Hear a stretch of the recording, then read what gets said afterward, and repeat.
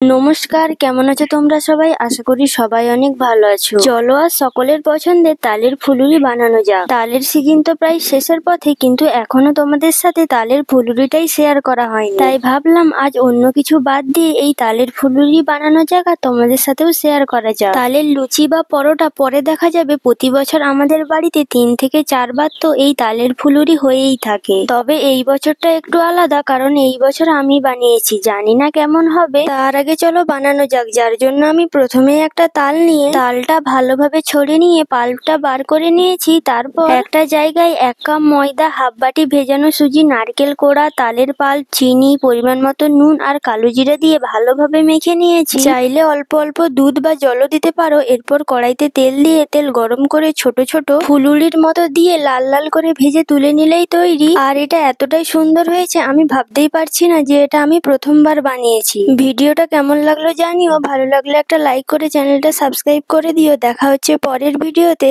Tata.